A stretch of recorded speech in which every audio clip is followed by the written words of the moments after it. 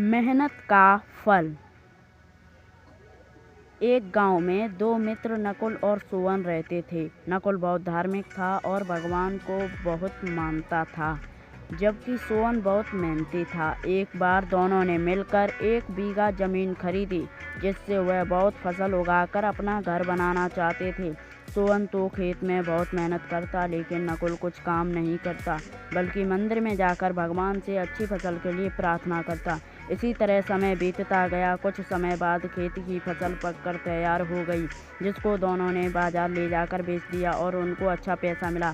घर आकर सोहन ने नकुल को कहा कि इस धन का ज़्यादा हिस्सा मुझे मिलेगा, क्योंकि मैंने खेत में ज़्यादा मेहनत की है। यह बात सुनकर नकुल बोला, नहीं, धन का तुमसे ज़्यादा हिस्सा मुझे मिलना चाहिए, क्योंकि मैंने भगवान से इसकी प्रार्थना की, तभी हमको अच्छी फसल हुई। भगवान के बिना कुछ संभव नहीं है। धन के बंटवारे को लेकर दोनों गांव के मुखिया के पास पहुंचे।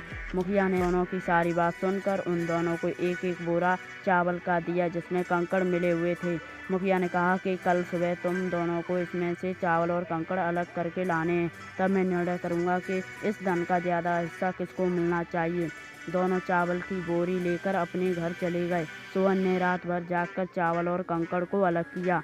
नकुल चावल की बोरी को लेकर मंदिर गया और भगवान से इसके लिए प्रार्थना की। अगले दिन सुबह सोहन जितने चावल और कंकड़ अलग कर सका, उसको ले जाकर मुखिया के पास गया, जिसे देखकर मुखिया खुश हो गए।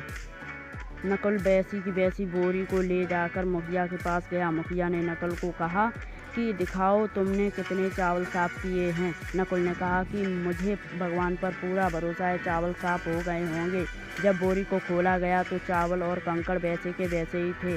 जमींदार ने नकुल को कहा कि भगवान भी तभी सहायता करते हैं जब तुम मेहनत करते हो। इसके बाद नकुल भी सोहन की तरह खेत में मेहनत करने लगा और अब की बार उनकी फसल पहले से भी अच्छी हुई।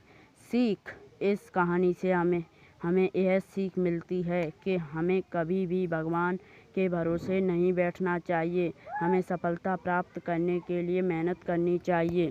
धन्यवाद।